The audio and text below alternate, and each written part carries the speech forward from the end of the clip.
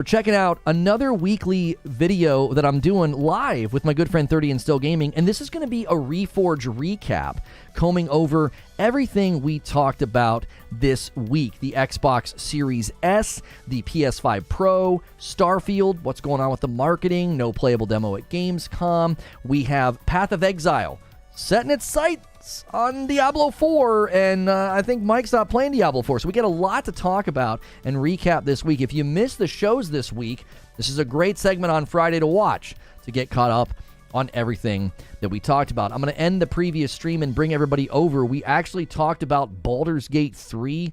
I ran through all of the thoughts, the reviews, so if you want to catch that show and my thoughts and the review roundup, check that out. So what a week in gaming, Mike. So many stories hit, and it was like, I was like, okay, well, I came back from vacation. I got a lot to cover now. Yeah, same. I was like, oh, at least some things happened when we got back, not while we were all gone. Right.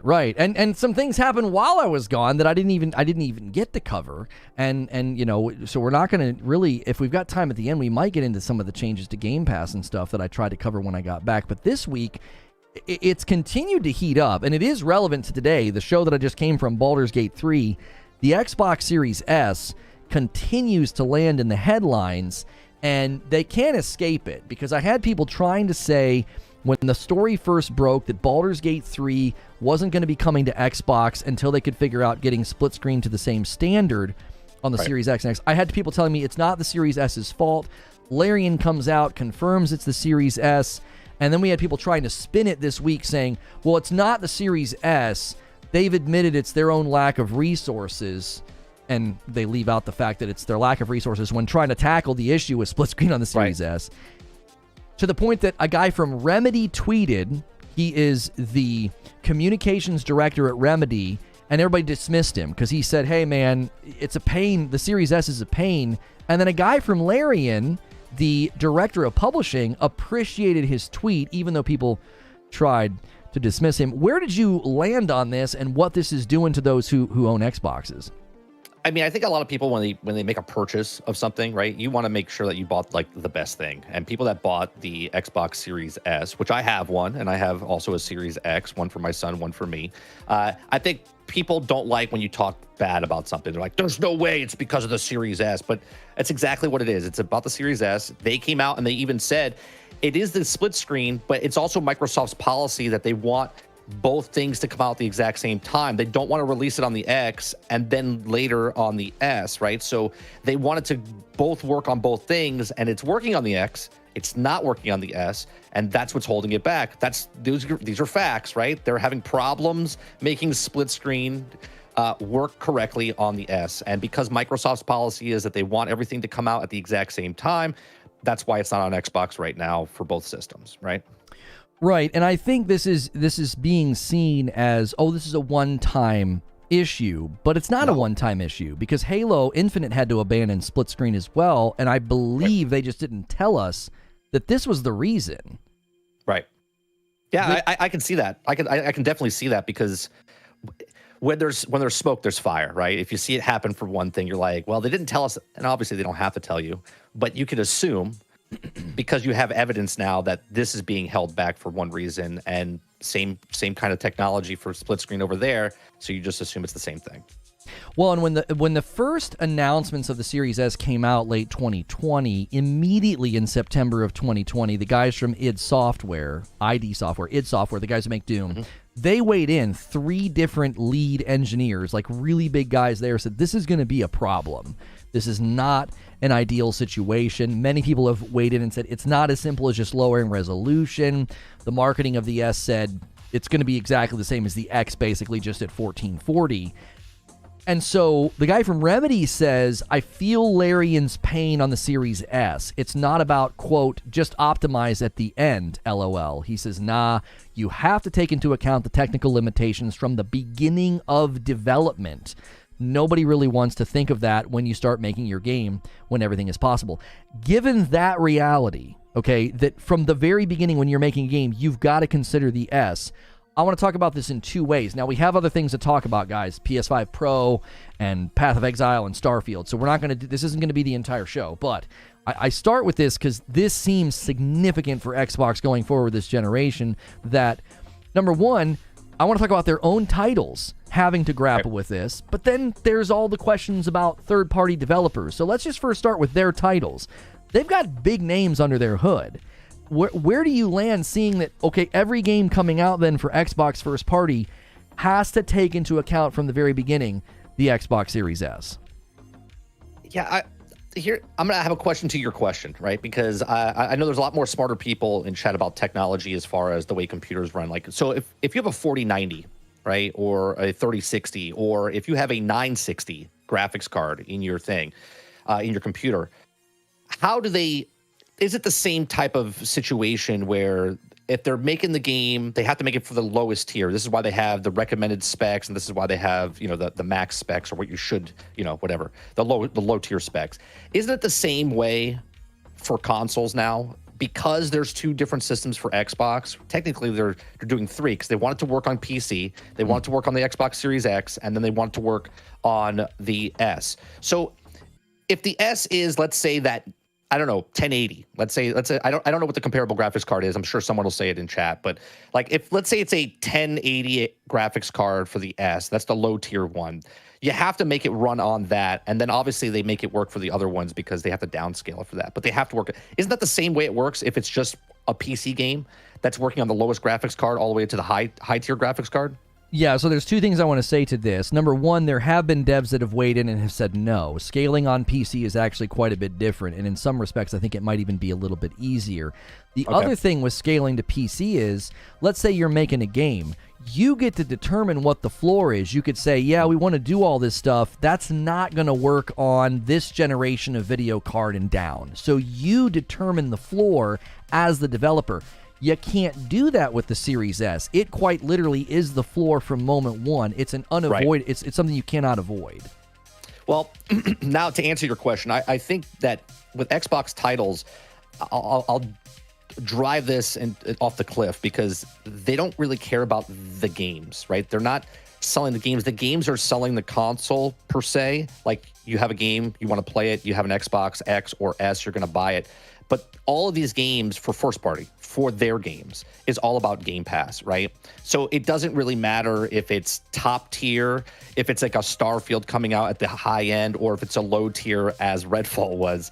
But they're just trying to market Game Pass. It's about all these things, play where you want, when you want, on the console you want. I mean, really, they just announced that they're not going to really support the One anymore. But Halo, like someone said it in chat before, it was on the Xbox One as well. That's worse than the S, right? So that was also holding them back as well because they wanted to work on all the systems on day one, release one. So as far as the first party titles go for Xbox, I truly believe they don't care. I mean, obviously, Baldur's Gate's out right now. PlayStation's getting it next month, and they're getting it sometime next year, right? And that's not a Game Pass game. That's just a game that's coming on their system. They're just like, whatever. No, not a big deal. We'll get the sales for that, because I really truly believe they don't really care about stuff like that. They just care about Game Pass, Game Pass, Game Pass, Game Pass. And do you think that's a challenge to Game Pass, though, if so many of your games coming out, imagine that right now it's 2023, but let's fast forward a couple years. Imagine it's 2026, and if the next topic is the PS5 Pro, so I'm laying some groundwork here. Let's say this PS5 Pro comes out, okay? We're not talking PS5 Pro yet, but let's just say it comes out, and it's, 2025, 2026, and games start coming out leveraging that thing's power, and you're over there sitting with Game Pass with games that have to build for the Series S first. How compelling is Game Pass at that point? Aren't games going to feel dated, behind, not as good? The answer is yes, they would feel outdated, right? They wouldn't feel like the next latest, greatest thing. But at the same time, there's a whole market of, follow me here. GameStop was created because people don't buy games right away, right? They don't buy. There's a bulk of a majority of, not a majority, I should say a minority of people that buy a game day one, right? There's more people that buy it after the fact of day one than there is the people that buy it day one. So the minority of the people like spending full price games, $60 back in the day. Now it's $70. And that's the people that you'll get the headlines. 3 million people, 5 million people bought the game. But on Xbox, I don't know, was there 87 million or 84 million units sold for Xbox One? And then now I think it's like 20 million for Xbox Series S/X, right? More people are going to buy that game after the fact. And the majority of the population is looking to save money, to not spend full price on something, right? So they go to GameStop, buy a used copy, get it off secondhand. And Game Pass, Xbox knows this, Microsoft knows this, and Game Pass is that secondhand store now. They got rid of GameStop. GameStop is dying, right? Other secondhand stores are dying. Your mom and pop stores are dying. So when you look at it that way, right, most people don't care. Majority of the population doesn't care if they're being held back. Now, the minority, the you, the me, the people in chat, they look at it and go, I want the latest, greatest thing day one. When it comes out, I want it to work. But that's such a small community in the bigger grand scheme of things for console gamers that I think Microsoft is pushing in on. Majority of the population doesn't really care, and this is why they can put stuff, and this is why Game Pass is going to be successful in the long run. I think a year or two ago I would have agreed with you, but all the sales numbers are to the contrary, because PlayStation 5 is kicking the snot out of the Xbox Series, 40 million, and but PlayStation's on the same pace as it was for the other PlayStations in the life cycle. It's actually on pace to surpass PS4 though, because when they did the PS4 Pro, there were 50 million PS4s in circulation. They just hit 40 million, so they're going to be well beyond 50 million PS5s in circulation. I'm pretty sure it's actually shorter than that. I think it was like 40. Because I did a story on it before I went on vacation. I think it was because we were talking about Final Fantasy, how they sold 3.3 million units, and everyone's like, "That's really sad." I'm like, "Not really," considering the opt-in is only like 38 million for PlayStation. It's only on PlayStation, right? So I was like, that's phenomenal for 3.3 million for that one unit. I think the PlayStation 4, and I forget what the actual number is, but I think it was like 5 to 7 million more than what the PlayStation 5 is selling. But the PlayStation 5 had the COVID year, right, where they weren't pushing out very much. So they're actually, in the next 3 months, they will surpass where, at the 3-year mark, where PlayStation 4 was. They're only like 3 million, 5 million behind. And yeah, they will surpass it. But in the grand scheme of things, they're sort of around the exact same, area where the PlayStation 4 was. So that's still the same people that were interested in PlayStation, just in general. PlayStation users that like PlayStation. It takes 2 to 3 years for people to adopt into the next system. So I think that number is going to go up. Spider-Man's coming out. People are going to buy the bundle for that. So we're going to see that number go up, and it will surpass, I would say, even or maybe 2 to 3 million more than what the PlayStation 4 was at the exact time at 3 years, which is November, right? It came out in November. Yeah, I think there are other stats, though, that make your prediction hard to come true, because hardware sales are slowing down for Xbox. So we're actually seeing a shift in North America. They're a million or something behind where they were, and PlayStation's picked up by like 600,000, or maybe I inverted that. But more people are buying Xbox Game Pass Ultimate on PC. But the other report that came out was that subscription numbers are going down, and day one actual full price purchases are going up. So the actual market trend, subscription services are having a slowdown. So I don't think subservice, I don't think it's appealing to the majority. I don't think it will be the majority. I think both Nintendo and PlayStation are proving full price day one purchase games are still the lion's share of revenue driving, and sub-services are lagging behind. So I actually think the market's trending where I want to see it go. I'm okay with sub-service being here. I don't think it's going away, but I don't think it'll be the majority. I think it'll always be a slice, because even Phil Spencer said they estimate it's only going to be I forget what he said, 15%. He threw out a percentage to the Brazilian regulators that Game Pass will always only be a smaller percentage of their gaming revenue. Yeah, and he also said that they're staying on course. They're not worried about the hardware sales where they are, right? He's like, yeah, we're okay. We're going to stay exactly what our vision is, and we're staying with Game Pass. Yeah, I was just engaging with the idea of like you couching it as subservice appeals to the majority. I think the revenue's pointing in the opposite direction. I don't think it's appealing to the majority. I think it's saturated enough that they won't grow to a place where it hits the majority. I think the hardware sales for PS5, accessory sales, and day one sales of games on both Nintendo and PlayStation prove that buying games is still the lion's share of what the community is responding to. my pushback to that is if you take the 122, I think it was 122 or 127 million PlayStation 4s, right? We're out there. That's the saturation point. They're not getting more than that.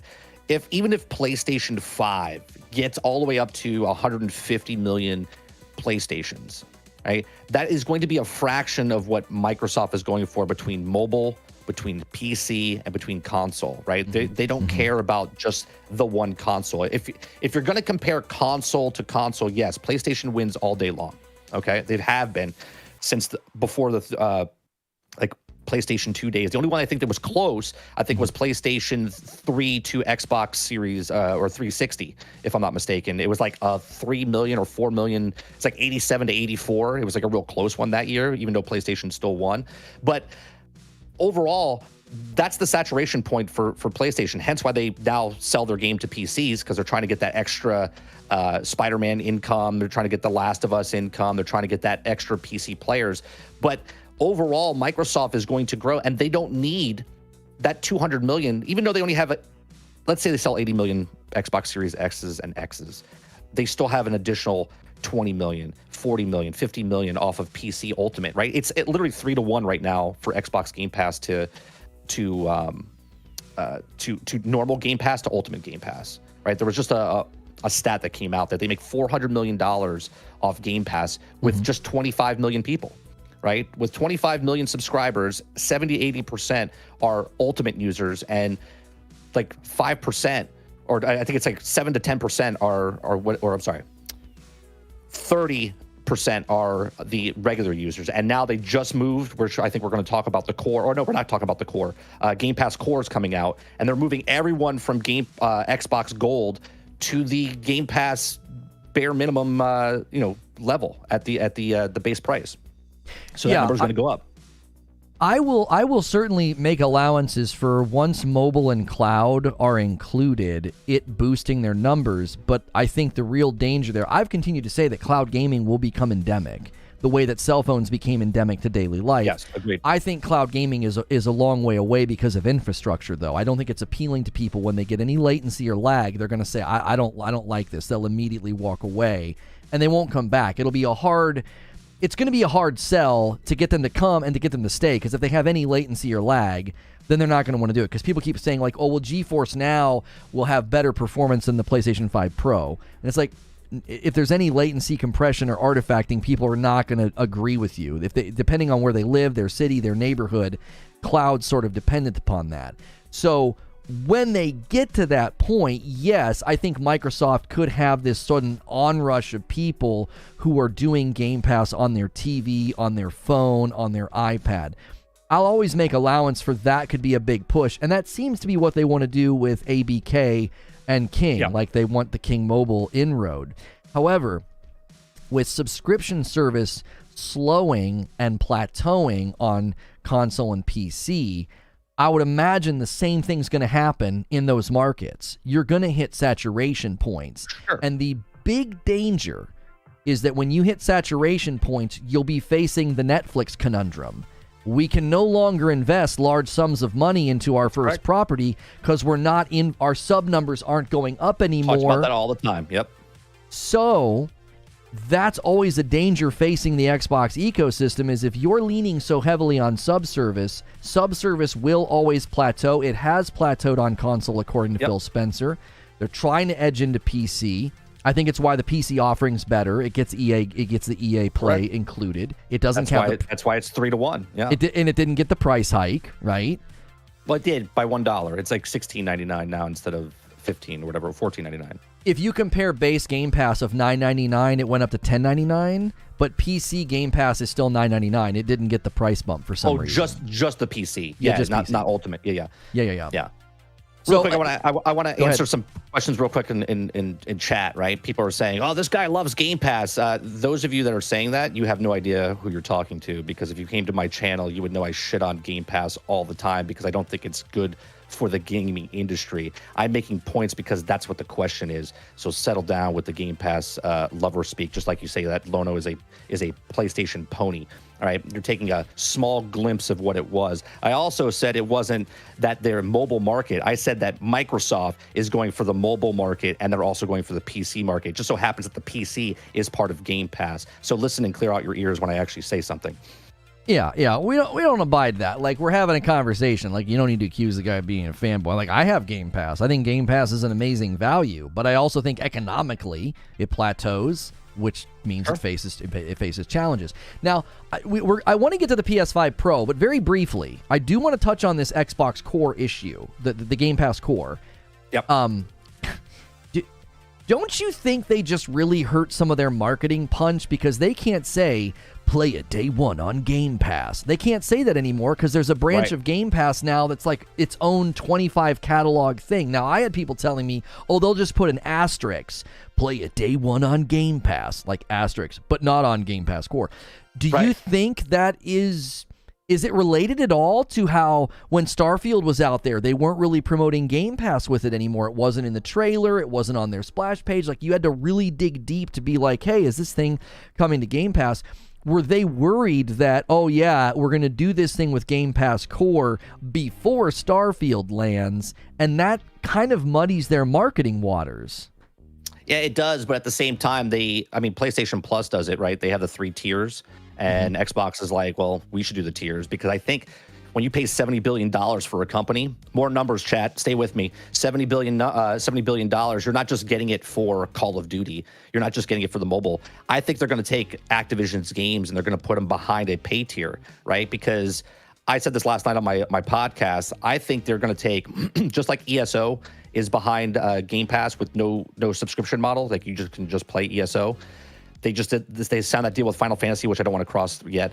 And then now, if World of Warcraft, my prediction is that World of Warcraft, once the deal goes through, will be part of Game Pass as well, right? And I think they're going to take that World of Warcraft and put it at the high tier of PC Ultimate, where you could also play it on console if you want, but you can play it obviously there. And that subscription model will go into that, right? And I think that's where Microsoft is leaning into with Activision. So they'll take the older games, let's say, because there was a story about Transformers, Hasbro wants Transformers, old games, War of Cybertron, Fall of Cybertron, Devastation. They want them back onto Game Pass because it's more advertisement for them. They're making more money off them. And Xbox would be stupid not to put them on there, because if they did or didn't, that would be just more people to bring towards Game Pass. So like, oh, old games, right? I want to play those games. They up them or whatnot. So that's what they're pushing.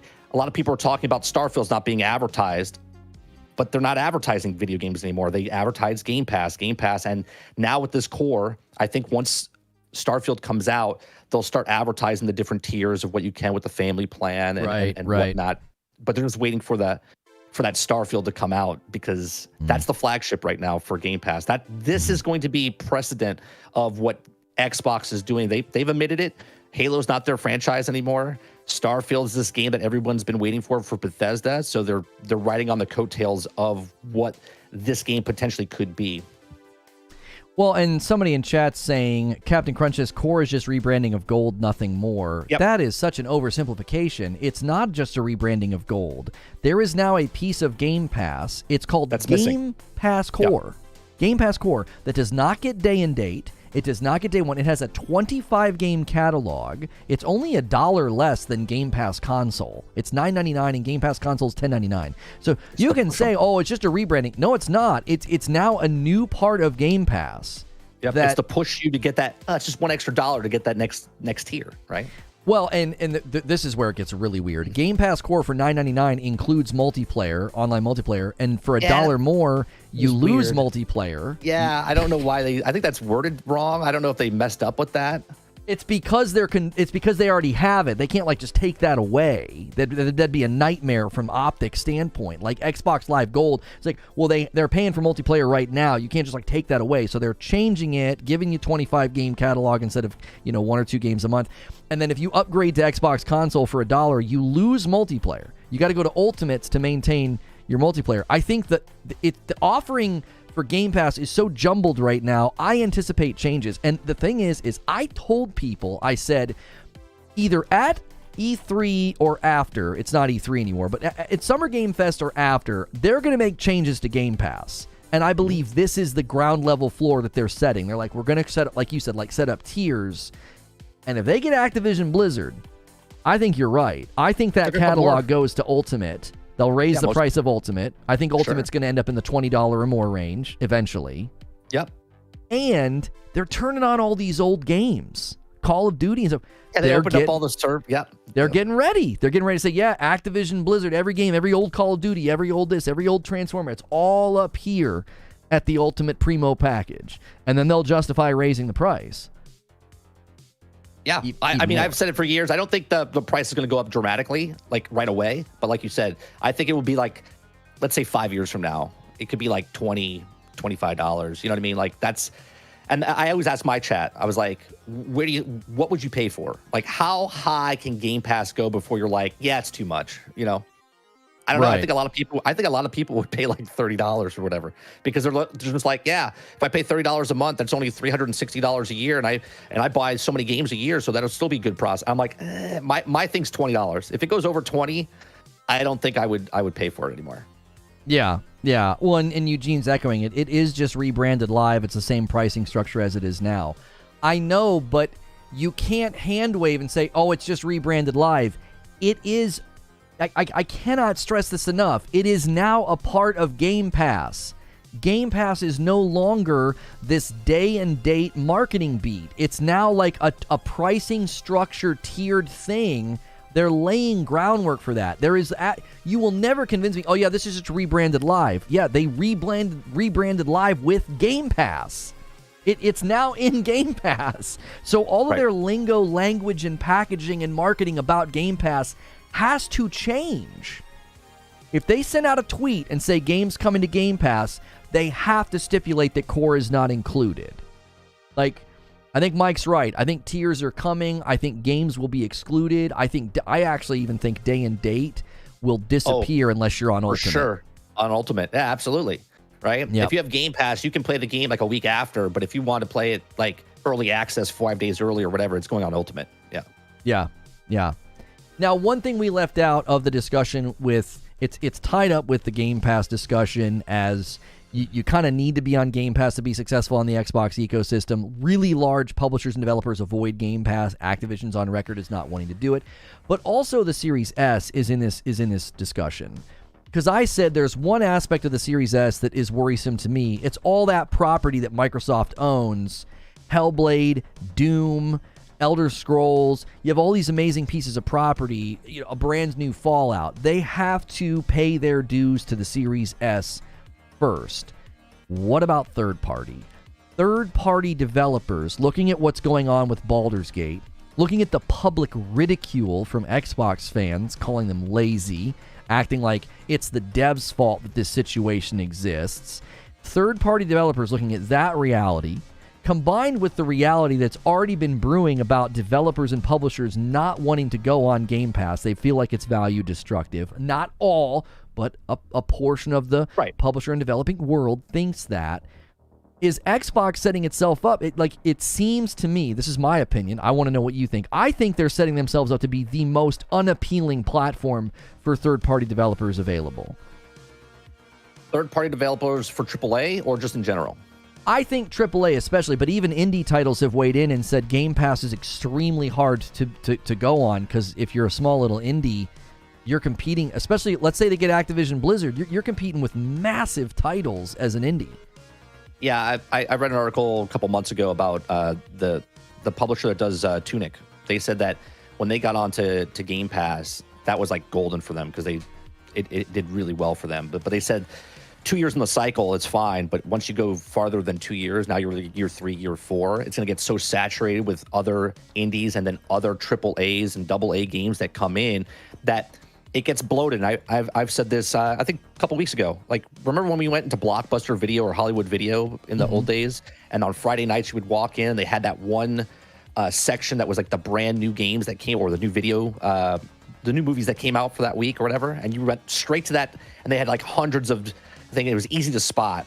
But if you were looking for a movie, you had to go through the rest of the store, and you're like, I don't know, and you're kind of aimlessly wandering around the store looking for what to watch. That's what's happens when more movies come out. They just keep piling the shelves up with 1 copy, 2 copies. Now you look at Netflix or Disney Plus or all these other. When you're scrolling through, if you don't know what you want to watch, you're wandering through menus and just scrolling through trying to find it, right? Yeah. It gets convoluted and stuff as you're trying to figure what you want to watch, and then you spend 45 minutes, unless it's in the top 10, you're like, oh, people are talking about this, and you click it, right? That's what's happening with Game Pass, right? Or any kind of these streaming service. We'll even say PlayStation Plus. The more they put into the ecosystem, the more first-party titles they put in, they're going to push those because that's their first-party titles. They don't have to dish out money to put them onto Game Pass or not. Independent developers are like, well, Microsoft is paying me up front a big chunk of money. We don't know what that money is. It's different for every publisher or every developer. But once it's on their platform, they want people to play their game, right? Well, if it's wall and wall of just games in front of you, you're like, I'm just gonna play whatever comes out. Diablo comes onto Game Pass. You think when Diablo 4 comes on Game Pass, it's not gonna overshadow everything else that's on Game Pass already? Do you know what I mean? So right, you're gonna have this problem with little independent developers. They get paid the money, but then no one sees their game. And then you have the exact same thing that happens with Steam. Steam is just a list of just thousands and thousands of games. There's 1,000 games that get submitted like each and every single like day or week. I forget how many they put on there, and it just gets lost. And if there's not somebody, a content creator playing a game going, hey, look at this gem, and then all of a sudden it becomes popular, it just gets lost in the the void of video games that are being put there. So that's the cause of effect that's happening with Xbox right now. Right now, they're paying for everything they can to put on Game Pass because they want people to get Game Pass, and devs are intrigued by it because it's hot. It's the new gold rush type of thing. But once they're set and they have all their studios have their first party titles in there, and they get the other third party games they paid money for to put on there, what happens to those games? They get gone, and it's not really valuable for them, and it's bad for the business. That's why I've continued to say that I love what ID at Xbox does for indie games, and I would love to see a portion of Game Pass that's like independent game demos. Go play any indie title in ID at Xbox, and if you like it, then you can buy it. Like, foster that ecosystem of purchase for games that are like $20 and $30, for Pete's sakes. Because Nix is saying, well, how's that any different from indie games competing with regular releases? Well, the difference is on Game Pass, you're not questioning purchase. You just can play them. You just play it. And you're in a sea of massive games that don't cost anything if you're on Game Pass. Like, if you don't have to pay for Call of Duty or Diablo, like, really are you going to, boot up a little indie? That's why I think they could leverage ID at Xbox in a really good way to give indie studios sort of their own place to flourish and grow and have sales. So that's... Go ahead. Do you think they make a tier just for like indie games, like the base tier of like? I don't think that would work. No, I think indie titles are better suited by Game Pass to be demos, and then if you like the game, buy the game. I think Game Pass demo is great. There should be a dividing line of like, man, the value of Game Pass is if you're on Ultimate, day and date, you get Bethesda titles, Activision, Blizzard titles, but indie titles, it's like, don't throw them into that bucket. There should be an demos, indie demos section of Game Pass. Only you get access to these demos as an owner of Game Pass, and you get a discount if you buy the game. I think that's just a good dividing line of value of what we don't need to give you a bunch of free games that are only $20. Try them out, and if you like them, buy them. Support the indie devs, and then Microsoft wouldn't have to give them nearly as much money. You would just be giving you'd be investing in your first party games instead, and having those be the real day and date offers of value. So real quick, Captain Crunch, I didn't say Steam had a subscription. I don't know if you're commenting on that. I was saying that Steam just gets the indie titles and stuff get lost on Steam because there's just thousands and thousands of games. I think indie games do well on Steam because people are out there. There's an indie whole section of people that like indie games, and they pay for them. If indie games are on Xbox, they're not paying for them. They're just playing them on Game Pass. Yeah, and indie titles have had big breakout moments on Steam. Like, if you create a really quality game, Steam Death's Door, it was made by like 2 guys. They sold like 100,000 copies like week 1. So I think you have to take that into consideration, that it's a very different ecosystem and culture on PC that is, I think, a little bit quicker to support indie titles. And my concern with Game Pass has always been it's a sea of indies and they don't get any money. I mean, they get the money from Xbox, and I don't want to make it sound like all indies die on Game Pass. Game Pass has been great for some indies, but not all. Some AA and indie studios. Jez Corden, in a Windows Central article, said he has spoken with studios that are like, we don't really know if that's the right fit for us. So it is good for some, but not for all, which is why I was saying that might drive other studios, third parties, indies, and AAs to PlayStation. Another thing that I think is going to drive developers to PlayStation is the PlayStation 5 Pro. So let's talk about that. The leaks coming out, Digital Foundry weighs in on these leaks. Tom Henderson is sort of the one spearheading these leaks, and he's an insider at this point. He's not somebody like trying to grab relevancy. He gets info and gives us the info. Everybody thought he was blowing smoke about the PlayStation Q Lite, and when that actually dropped, he said, "Do you doubt me about the PS5 Pro?" He's like, maybe I should start dropping the specs. Well, the specs are looking like we're looking at an 8K machine. We're looking at accelerated ray tracing. Digital Foundry speculating that maybe they'll be able to start giving 4K 60 modes. Where do you land on this mid-gen refresh, especially in light of the fact that it really strongly looks like Microsoft will not have an answer to this machine? I mean, I'm all for it. This is what's happened all in the past as well, right? They had the PlayStation 2 and they had the Slim, and then they had PlayStation 3, and then I think they made a smaller version of the PlayStation 3. Did they not? Didn't they do a revamp like 4 years in?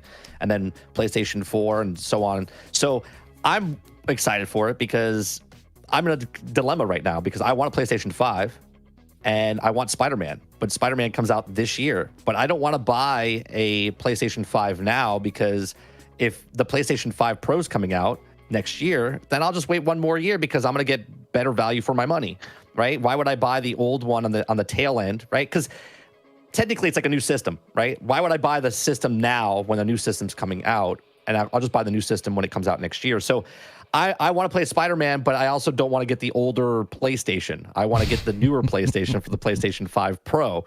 So I'm in a conundrum right now of what I want to do. But yeah, I think it's 100% real. Why wouldn't it be? I mean, they've done it in the past. Now the question is it more money? Is it a smaller box? Is it thinner? Does it have a disk drive? You know what I mean? Like, I know there's rumors out there, but it all depends on what it is. If it's cheaper because they get rid of the disk drive, or is it cheaper because it's a smaller plastic box? You know what I mean? Yeah. So I'm in the mid right now. I'm like, I'm excited, but I'm definitely, I think it hurts PlayStation, and I also think it helps PlayStation because there are people that want to buy PlayStation, but they're like, wait a minute, if this is true, why am I going to get the back end of the PlayStation 5 when I can get the PlayStation 5 Pro? I think the lion's share of the consumer base has no idea this thing's coming because the thing's flying off the shelves. Like, the demand is so high. We obviously are different. We're like, oh, this thing's coming on my way. Like, we're more informed. I want to loop back just quickly because Parasito and Eugene put comments in the members-only Discord about the Game Pass thing. Like, Paris says, what if they don't do tiers? They could do a la carte. Like, you buy a package for indie, day one releases, Xbox first party. Yeah, I mean, they could start to go the cable television route of, like, you get to pick I would the things you hate want. that. That could be awful. That could be where awful. That could be where it's headed. And Eugene says Microsoft's going to see that ABK, Bethesda, etc. are driving Game Pass engagement, and then they're going to stop offering good deals or maybe even deals in general for indies or AA style games. The games that would actually benefit from exposure won't get it. And that, I think, is just another thing driving people into the arms of PlayStation. It's like, well, I don't want to go over there and be on Game Pass. It's like, if you want to flourish on Xbox ecosystem, you got to be on Game Pass. Well, here's even another thing, because someone said, just build a PC. Well, I have a PC. And if I have to wait for Spider-Man now for next year when PlayStation 5 Pro comes out, why don't I just wait an extra 6 months after that, like a year and a half from now when it's on PC? You know what I mean? Like, so I just don't buy a PlayStation 5 at all for the game that I'm interested in. Yeah. I was telling people that I feel like the PS5 Pro is targeting developers more than consumers, because if there's a content war coming, right, acquisitions are going to start to happen. If the Activision deal is basically happening, as far as we can tell, Microsoft's going to get them. That's going to set off an acquisition content war. Amazon, Google, Tencent, All these companies are going to start trying to buy stuff up. Even PlayStation has allocated more funds for acquisitions. If you're going into a content war, I argued go for the developers with your hardware. That's how you can navigate a content war when you don't have as much money as Microsoft. Like, Sony's never going to outspend Microsoft in an acquisition war. No. But they can create a really winsome box because ray tracing, we may think it's a gimmick that kills performance. Developers love ray tracing because it is a huge, huge benefit to development. It shaves down development time because it's automating lighting process stuff. Like, they basically set a source and that's it. Like, I'm being very basic about this. I'm not a developer, but the understanding I did for my research is like they just set the ray tracing source and then everything happens and they don't have to spend all this time developing the lighting. So they love ray tracing.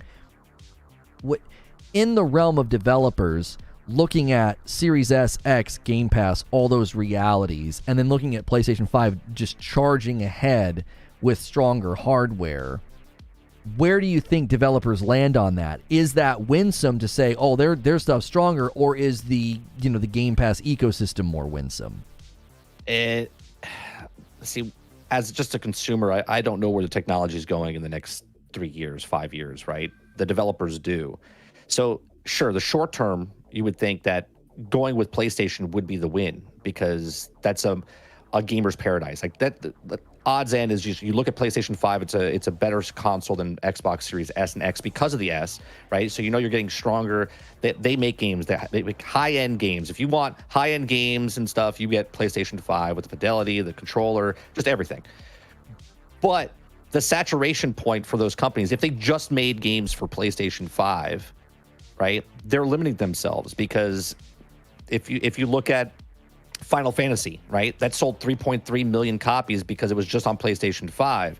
So as a developer, if you're looking to make more money, which Square Enix is, that's why they made the deal with Microsoft now, you would want to go other places. So as a developer, you have to know where the future is. And if the future is in cloud gaming and the future is where they say it's going to be, then you can't just put all your eggs in one basket, which would be PlayStation, right, or Sony. You have to think broader as a developer and go, okay, well, we have to make it for PlayStation. We have to make it for wherever Xbox is going. We got to make it for what the future holds, right? Because it takes 4 to 5 years to make some of these AAA games. So they can't just go, yeah, it's more appealing to go to PlayStation, but if they take that risk, then they're stuck in that ecosystem, and that's it for them.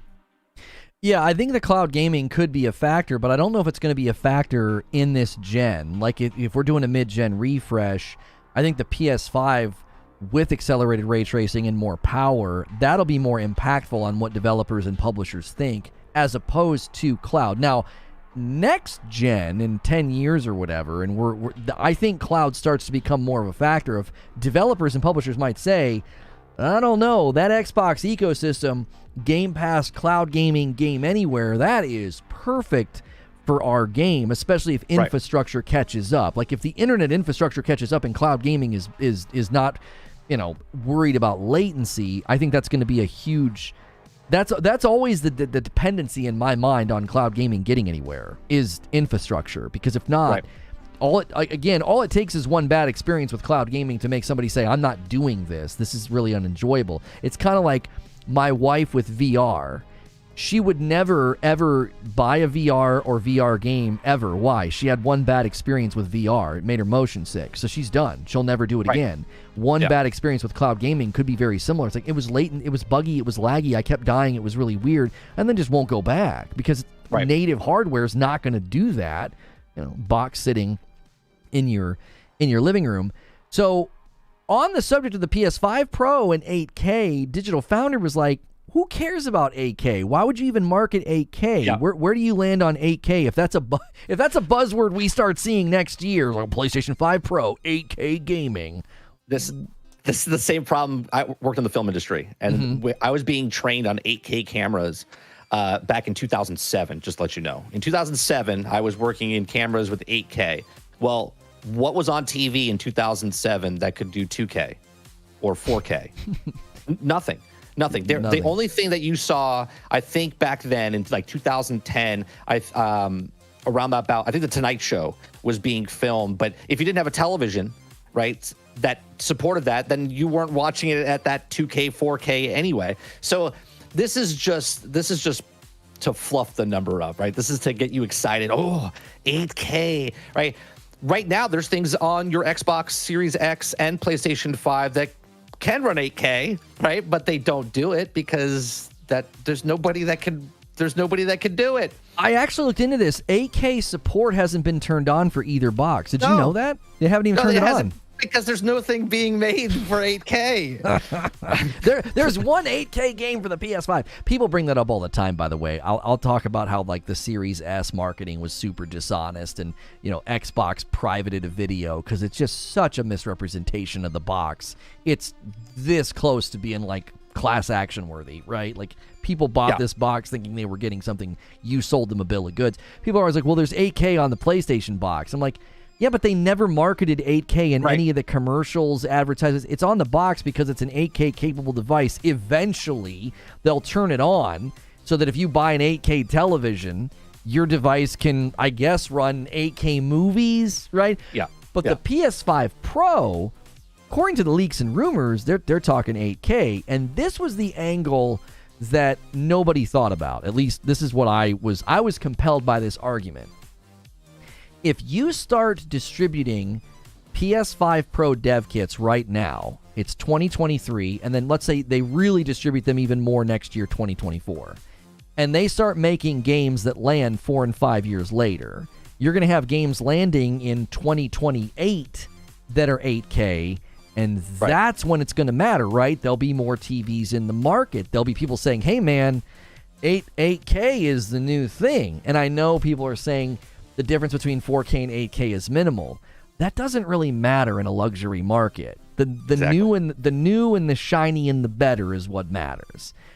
And PlayStation could be standing taller than everybody as far as premium next-gen level gaming. No, it'll be the strongest console in the market. Nothing will touch it. There'll be nothing even close because Nintendo's obviously not trying. But to get that, okay, so let's talk about, we're in 2027 or 2028 now, and PlayStation makes an 8K.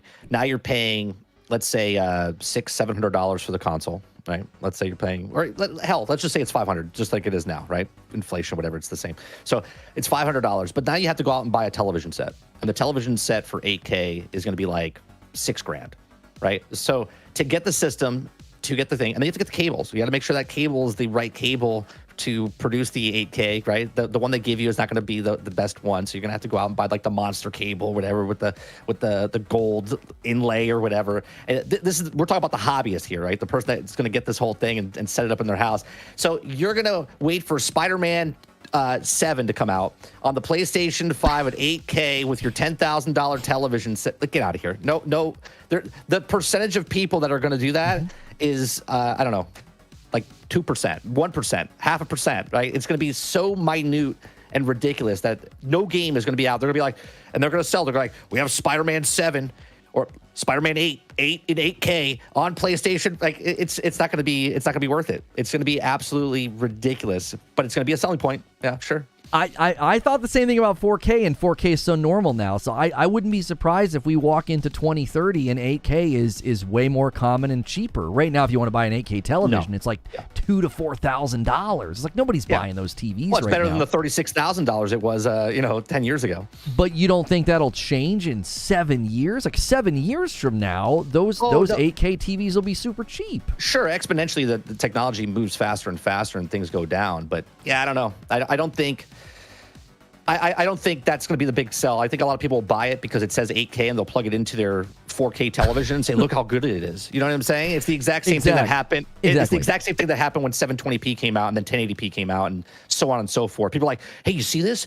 And you come to the house and you look at it and go, dude, that's not 1080p. You're still having the 720p cable. And then when they went up to 2K, they're like, oh, look at this, it's 2K. And you're like, yeah, no, that's not 2K. That's 1080p. You're not even running the right cable or the settings on your box, right? But most people don't know, and they don't care. They see a number on the box. They're like, this is the greatest, best thing. They stare at the television and say it looks beautiful. That's what it is. I bought a second television so that my wife and I could play PS5 games together because we got 2 PS5s. And the cable that came with this Hisense TV from Costco, it's a great television, but the cable that came with it didn't run the proper resolution on my PS5. I had to get rid of the cable that it came with and use one of my own cables. I was like, how many people are coming home with 4K televisions and aren't even actually experiencing 4K? So the same thing will happen with 8K. Absolutely. Oh, it's better. It's better. I bought this today, babe. It's better. It says 8K. It's 8K. And he's running a 2K signal to it, because that's how it works. Now, somebody's asking about price. You should run 8K. You should run this stream in 8K, but no one can pick it because YouTube only goes up to 4K. And it would buffer like crazy. They were like, we can't even watch. We got to go audio only. Well, somebody's asking about price. I'm thinking $550 to $600. They're going to drop the price. The PS5 is already dropping in price. We're seeing Target ads. Because I don't think there's a PS5 Slim coming. I think Tom Henderson's more on point here. They're going to go digital only. They're going to get rid of the disc drive version. There will be a new version of the PlayStation 5. It might be slightly slimmer in physical shape, but it'll still be the same, and then they'll have the optional disc drive. That's going to help them hit. They want to sell like 25 million total this year. They're going to hit that in this year or year over. Not year over year. July. Total for 2023. They want to have 25 million PlayStation 5 sold. Okay. And I think they're gonna be around. I think they'll have around 60 million in circulation when they start selling the PS5 Pro end of next year. I think they'll have about 60 million in circulation. Of next year. 2024. Yeah. I'll agree with that. I'll agree with that. Because they just hit 40 million. When they did the PS4 Pro, they had 50 million PS4s in circulation. So I think this time they'll actually have more PS5s in circulation whenever they start selling the Pro. And the Pro actually helps the old model because the old model goes down in price and people gobble it up because they've been waiting.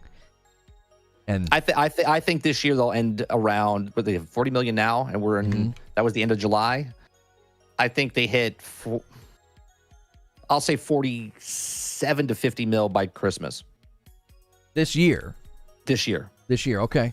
Yeah, I mean, I think the second half of the year they'll have a big boom because of Spider-Man 2 and the price drop. I think they're about to put jet fuel in the tank because the price drop is the big thing. Yeah, the price drop and Spider-Man is just that trailer. I couldn't believe the viewership on the trailer. It's like they do anything with Spidey, and it is just an absolute monster from a marketing standpoint. I think remember back in June when we were talking about how, Xbox Showcase won and the PlayStation Showcase was weak, and then we look at the numbers from June and PlayStation kicked the crap out of Xbox that month. Like, Spider-Man was number 10, I think, on sales. The game didn't even come out. It was just the announcement and pre-orders was all it took. And all of their numbers went up. All of Sony's numbers went up, and all of Microsoft's numbers for hardware and stuff trended down. It's like I try to tell people, it's like, we sit here and keep score on these showcases and these things on Twitter, and I try to tell folks, it's like, that doesn't matter to the general public. Sony won June for what matters when it comes to money and sales. Yep. They impacted the market with their showcase, and everybody that said it sucked and was terrible and Microsoft won, proof's in the pudding, baby. No way. The market responded. Sony walked away from June incredibly happy with everything that happened, and they did it with essentially a bunch of third-party games, cinematic trailers, and Spider-Man. That's what they did it with. Spider-Man's huge. Like, people tried to argue with me the other day in my chat that Spider-Man wouldn't sell that much, and I'm like, you understand that Marvel's cinematic universe, like, big titles, and yet no movie after Endgame came out was doing very well, and Spider-Man Far From Home came out, the last Spider-Man, right, and literally made almost $2 billion, right? $2 billion, because that's Spider-Man, right? Not a group of superheroes that all combined together to almost $2 billion with Spider-Man, because Spider-Man is the top Marvel character in the world. That's what it is, right? I don't care if you like Fantastic Four or anything else. Spider-Man sells. He moves movies. He moves TV shows. He moves comic books. He moves video games. He's the king. He's the king globally. He's the most popular superhero looking back, and everybody always tries to pull this nonsense about, it shouldn't be an exclusive, and it's like, well, talk to Xbox. They turned down the contract. It's like, you turned down Spider-Man? Like, do you know who that is? It wasn't like they came and said, hey, do you want to make an Ant-Man game? They came to you with Spidey, the king of the Marvel castle, and they said no. So everybody's mad that Sony has it now, and it's like, what's Sony supposed to do? But like, will you pass on the contract, but we'll make it multi-plat with our own studio and money? Yeah. Like, get the frick out of here. That conversation's exhausting. It's like, that's on Microsoft. The fact that you can't play Baldur's Gate 3 right now is Microsoft's fault. The fact that you can't play Spider-Man is Microsoft's fault. Quit blaming Sony. It has no accuracy in the history of what has transpired between these two systems. The king is Iron Man? No. Globally, Spider-Man kicks the snot out of every superhero in existence. He is the single most popular superhero nobody touches Spidey. Nobody. He's God, okay? In the realm of superheroes. Chapter 8. Who's Spider-Man? Is he the one that has money? No, he's the poor kid in the neighborhood. Everybody can relate to Spidey, right? Everybody can relate to Spidey. Well, in the realm of big first-party exclusives, the other thing that was in headlines this week was Starfield, and for a bunch of weird reasons. So first, I was writing a show called The Danger of Hype, because they had these Starfield animated shorts that came out, and everyone's like, there's gonna be mechs and a mech DLC, and people on Reddit were like, can you all calm down? These were just fun animated shorts. There will not be mechs. We're not gonna have land vehicles. Todd Howard says we're just gonna have our boost pack on our back, like that's gonna be the primary way we get around. And so I'm writing this show for, the danger of hype, because I'm really looking forward to Starfield, and I'm telling you, I'm like, these YouTubers, these folks on Twitter, these folks on Reddit, you're going to hype this game to the point that it'll never satisfy you, and it's going to be your own fault. It's not going to be Bethesda's fault. Now, obviously, the game could come out and genuinely have problems. It could be a Cyberpunk, absolutely. It could be a Cyberpunk. But if you're disappointed in Starfield because of hype and YouTubers with goofy thumbnails, that's your own fault. So as I'm writing this show's monologue, I notice something is happening on Twitter. There's this thing sort of trending, and people are angry that they're not marketing Starfield. There's this growing consensus of irritation and anger that, why aren't you marketing Starfield? Spider-Man's on buses and billboards, and he's everywhere, and you're not marketing Starfield. And then the third thing that comes into this equation is Starfield will not have a playable demo at Gamescom. I'm not worried about that. I think there's reasons that could be worrying. I think there are. I think you could come from an angle and say, wait a minute, your biggest presence ever at Gamescom and your biggest first-party title ever, and you didn't bring a demo. They're also not bringing Forza Motorsport with a demo. Now, there'll be a theater presentation for both Starfield and Forza Motorsport, so they are getting priority. So that was sort of the journey that Starfield went on this week for me. Where do you land on this? Maybe just talk about hype first before we touch on some of the other things. Where do you land on the hype machine? There's these Xbox podcasts and YouTubers that just clickbait the frick out of the audience, and it's like, you're the enemy of Starfield, and yet you're claiming to be its biggest cheerleader. You're gonna make people feel angry because you're hyping the game up beyond what's reasonable. I mean, didn't they do the hype? I mean, in June they had a 45-minute broadcast of just that game. Name another game that does a breakdown of 45 minutes from the developer, not a YouTuber breaking down a 45-minute show with a 2-minute trailer like we do, right? I'm talking about an actual company coming out for 45 minutes and telling you information constantly for their game. Nobody does that. Even Rockstar doesn't do that with their game. They show like a 6-minute trailer or whatever it is, or maybe a 12-minute trailer with that woman's voice that comes over and says that this is what you're going to do in the game. Nobody does that. So I'm not worried about the advertisement, and either is Microsoft, because Microsoft knows that they've already put it out that Starfield's coming on Xbox, it's on Game Pass, and that's what they're marketing, right? So I don't think it's a big deal. Plus, yes, you're a month away, but we all have goldfish brains, let's be honest, okay? And if you advertise a game too early, does anybody remember a game called what's that game called? Aviom? What's that one called? That's Immortals of Avium. Point proven, right? You couldn't even remember it. Totally forgot what the game is, right? Do you like how I did that? That's because you're old, though. That's not because... Right.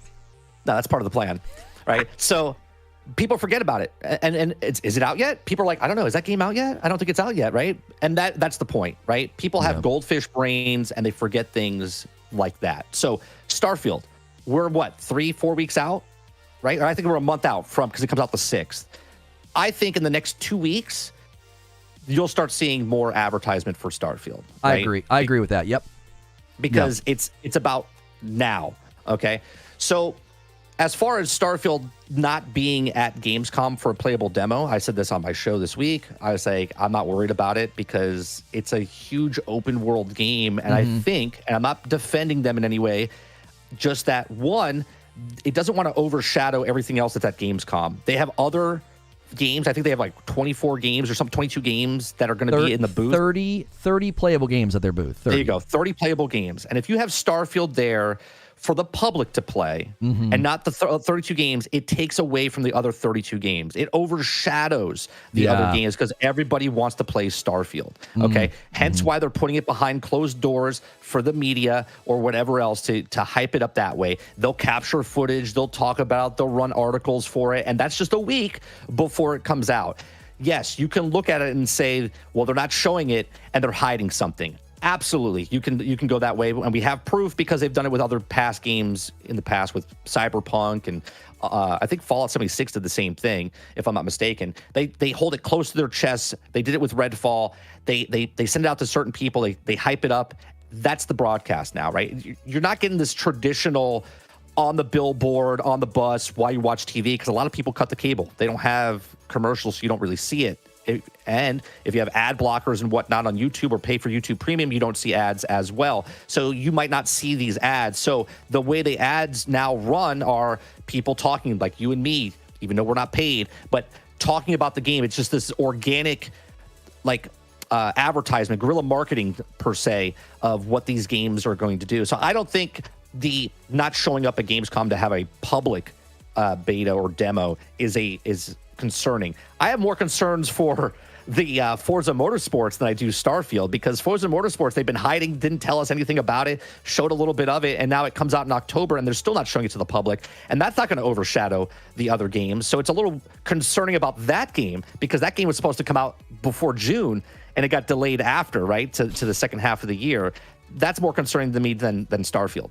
Yeah, I did. There's a lot here. First and foremost, the lack of marketing. People have to remember that it's Bethesda. I was like, this isn't that concerning, because Todd Howard does not like long marketing cycles. He joked in an interview that he would market a game for 2 weeks if it was up to him. Right? They like that 5 to 6 month window, and people, excuse me, people have to remember that they did this 45-minute direct. And I there's a video where somebody just pulled all the gameplay out.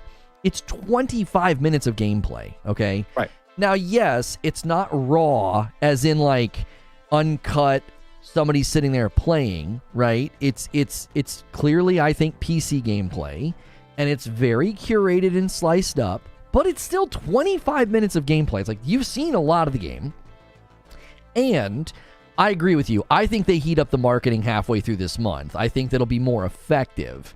That, you do a 2-week runway, and this, I think, is where I'm curious. Will they land some of that marketing plane at Gamescom with this theater presentation? Last year when they went to Gamescom, they just showed what they had already shown. They didn't show anything new at Gamescom for Starfield.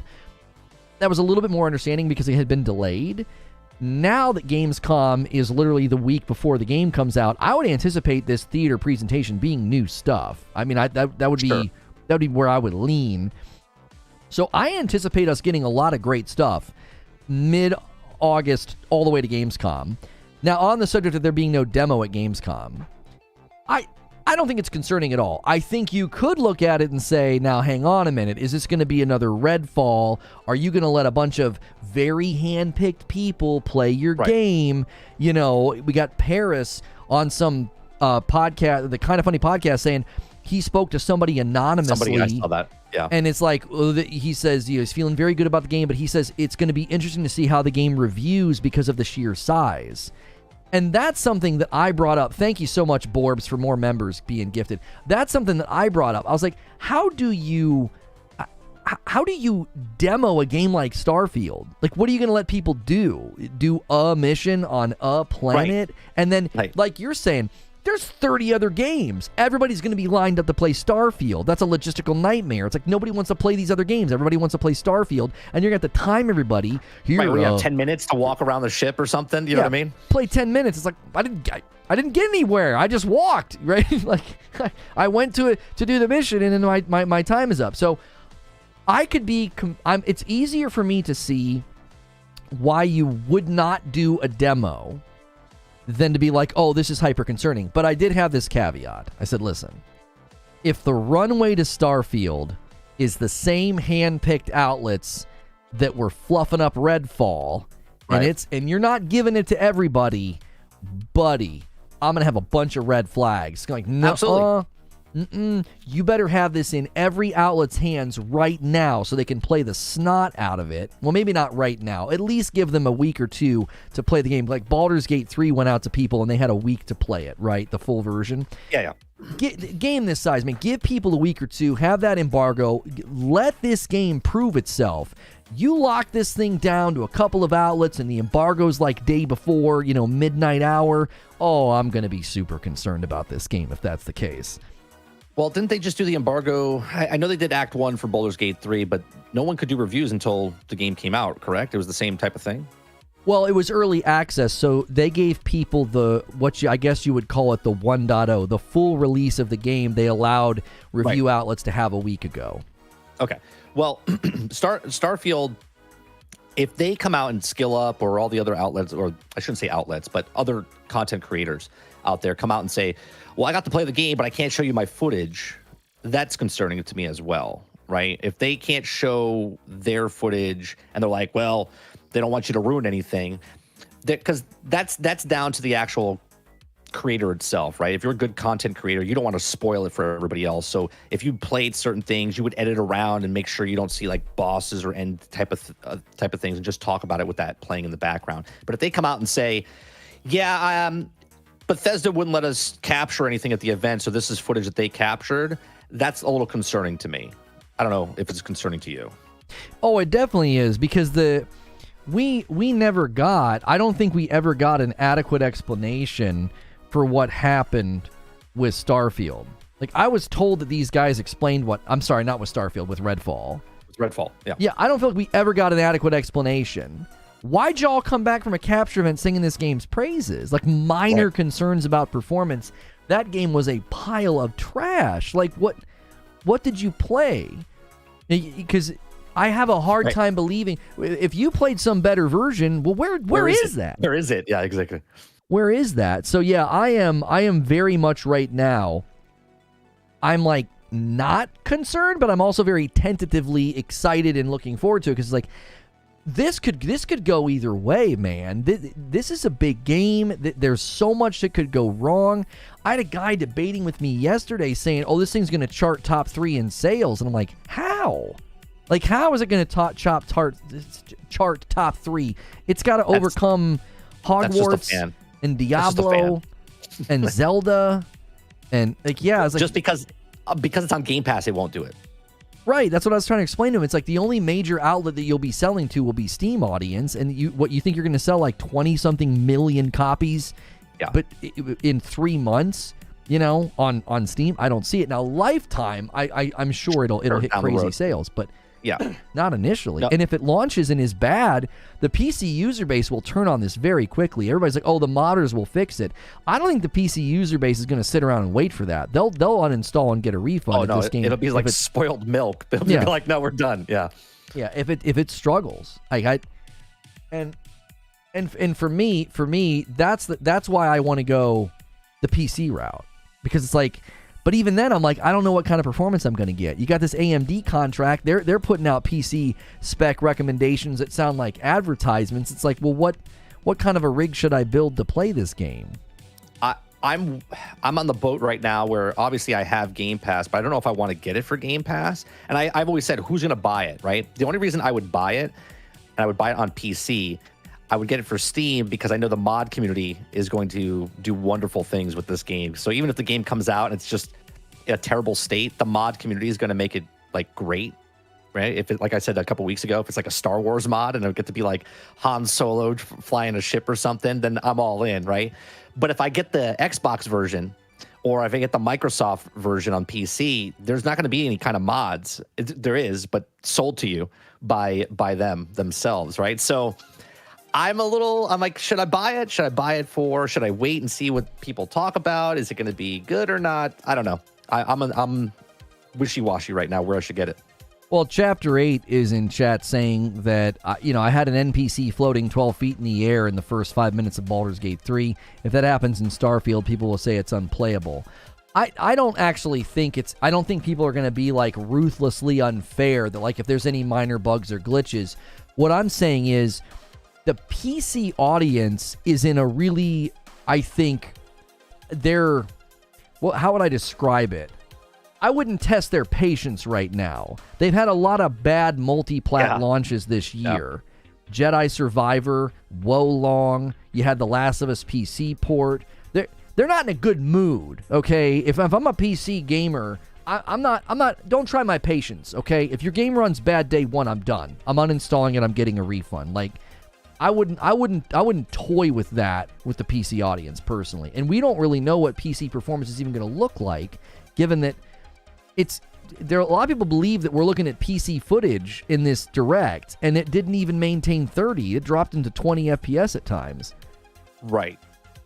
Which is concerning for those people. Right. So, yeah, from where I sit, I have made, I don't even know how many videos I've made about Starfield. I very much am looking forward to the game, but the marketing heat up in August and the way the review outlets handle it and the way the embargo was handled, that right there is, to me, that's the last piece I need to step into the game with confidence or with tons of concern. Because I'm not in either camp right now, because the fact that they had to cap it at 30, okay, I'll get over that, whatever. That was an artistic decision from a super long time ago that they made when, laying the groundwork of the game. They wanted that level of freedom or whatever.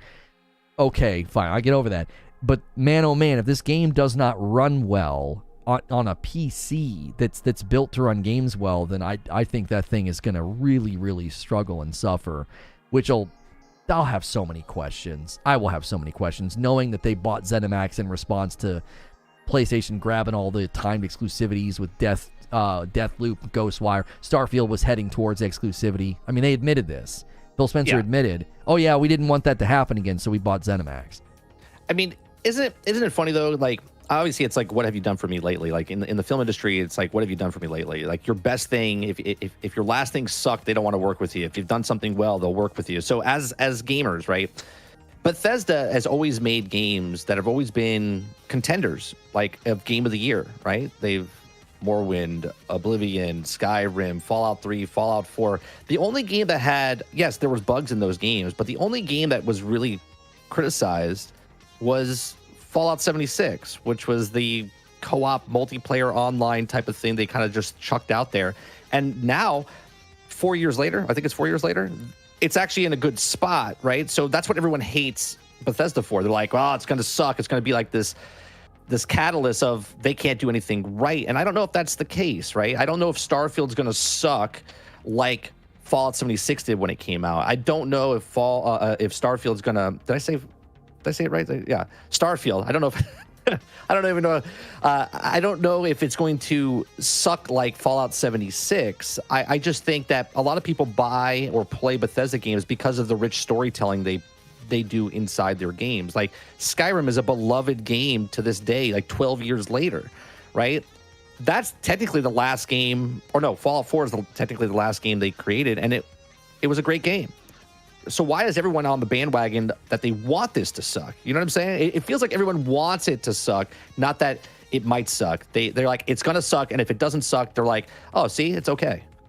Yeah, there were numerous times where I had to defend Bethesda to people that were like, well, Fallout 4 and Skyrim were trash and the community had to save them. I'm like, what are you talking about? I played those games. Those games were great. I didn't have any, I had, bugs in Fallout that I remember, but nothing to the point that like I couldn't play the game. These games won awards. Like, what are you talking about? So I always felt that Bethesda gets this weird revisionist history. It's like in the opposite of how we talk about Halo. Halo is suddenly a great game that they just didn't deliver live service on. It's like, no, it was mediocre at best. It was a bad game. It didn't launch well. Stop this revisionist history. Well, we go in the opposite direction with Bethesda. We want to act like they're not some like historical game in gaming history, a company, I mean, in gaming history. Like they have greats in their backlog that are now remembered as like, oh, they were terrible and the modders saved them. It's like, that just isn't true. That is such a false summary. And I don't think that's what we want. The funny thing is then we bank on that for Starfield. Like, well, the modders will fix it. I was like, that's not going to be good enough. That's not going to be good enough. You can't tell that to the PC audience or even the Xbox audience. Like, I'm really curious how this thing's going to run on the Series S. I am very, very curious. Like, I mean, such a big game, bro. Microsoft Flight Sim runs on the S. I mean, it crashes the system every once in a while, but it runs. It runs. Yeah, but is it Starfield though? No. But it's giant. I mean, that's what I'm saying though. It's a giant game, but it runs it, but it doesn't run it very well. And I man, people always feel like I'm taking shots at Series S, and it's like, man, I'm taking up for you. The consumer and the customer, that ecosystem has just been absolutely just millstoned by that stinking box, man. It's so frustrating. We can't camp out on this all day, though. We do have one last thing that's very relevant. Many of you watched our Diablo 4 is boring stream, where Mike and I discussed how I thought the game was boring. I stopped playing. That and video I loved it at that moment. Yeah, and I loved it at that time. Yeah, you were playing. You were loving it. That video is sitting at 12,000 views. It's the most watched Friday segment with Mike I've ever done. People really, really resonated with it. And this week, a little game called Path of Exile, seemingly taking shots at Diablo 4. They did their ExileCon, and in this week, all the reports coming out were they announced a beta, a closed beta, 11 months in advance. Who does that? Answered some questions about, Diablo 4's more open world MMO. They have these cooldowns. We're going to be more action focused like Elden Ring. And then they talked about the seasonal struggles. So I did a video and I just said, listen, Path of Exile's coming for Diablo, right? They're taking advantage of the fact that Diablo 4 is in a terrible spot. Like the audience is very mad. All of my predictions about Season 1, they came true in some of the wildest ways I thought. I was like, Season 1's going to be mass player exodus. But I didn't think it was going to be for the reasons that happened. Right. And so we discussed in a secondary thing that I did, which was a live stream, is could it be a Diablo killer? Where are you with Diablo? Where are you with Diablo? And what do you think of all this Path of Exile heat? Well, Diablo to me is dead. I'm not playing it at all, and I won't go back to it probably until 2024 sometime. Like the fixes that they implemented into the game completely and utterly destroyed the game for me. Like, one, I knew going in before I even bought the game. I was like, I'm going in for the story. I'm going in for the not for the seasons or whatever. And I played the game. I have 160 plus hours in it. I enjoyed my time in Diablo 4. And I said, when seasons comes out, I don't think I'm going to like it, right? And sure enough, when it came to the seasons, I was on vacation, so I came back a week after it launched. And I played that weekend. I played for about 3 to 4 hours. And I got to like level 15 or 17. And I hated it. I hated the fact that the loop of it was to go into the same dungeons I was doing before. I hated the fact that you're getting these malignant hearts that you put in and just doing everything over again. The same exact things I was doing, just things were named differently. And I talked about this on my channel. I talked about this in our discussion. I said, if they come out with malignant hearts this season and the next season it's like, I forget what I said, but let's just call it like tumor hearts or armored things, whatever. I'm like, the loop is just terrible, right? Like, it's all comes down to nightmare dungeons, and they do the exact same thing every other game has done, where they make it sound like they have a lot of end game, but they really don't. They make a square, or they make a triangle, but what they really need to do is make an upside down triangle. And the more you go, the higher, more things to do as you get into end game, and they just make you do the exact same thing over and over. And it's not appealing to me in any way, shape, or form. And by the time it takes them to fix the certain things that I don't like about the game, it'll be season 2 and then season 3. So I'm done. I'm done with Diablo. I had a blast playing through the story, but I'm done playing their game. Well, the interesting thing was, I remember when we talked about it, one of my big contentions was I had my own reasons for being bored, and I had my own criticisms. Yep. But then secondarily, I kept telling people this game was not ready for launch. It, to me, was obvious when the server slam weekend, the pendulum swinging on Necro. It's like, how do you not know what you're doing with Necro? Like, you don't have him balanced? Like, how does early game leveling feel like garbage? Like, I looked at all of it, and even in the opening week, I was like, there are some insane builds that people came up with so fast. This is all very basic stuff that you would expect Blizzard to have figured out. And so, I tried to argue that it wasn't ready, and people kept telling me, no, look at the sales, look how many people are playing. I was like, okay, all right. And then I said, season 1 will be mass player exodus because everybody that doesn't want to start over is going to be frustrated. Yep. I don't even know if that's a factor at this point. That got completely drowned out. If there's a casual base of people that were shocked by the seasonal format, I don't know where they are, because everybody else is screaming. Like, everybody else is angry. It's like they actually upset the very people that I kept arguing, this game is only made for career Diablo players. This game is only made for hardcore, like ARPG, seasonal players. Like, that's who it's made for. And those are the people they ticked off. That, I think, spells trouble. Now, the question is, and this is what kind of came up in the discussion of, is Path of Exile 2 going to be a Diablo 4 killer? Well, it's got a ways before it's coming out. Like, its closed beta is June of next year. Where do you stand on a confidence arc of, can they have that comeback? Can they bring Mike back to the game, right? Where do you stand on that? Because they did it with Diablo 3. It seems like their core competency is launching something terribly and unready and then fixing it later. So, I mean, is that what we're staring at here?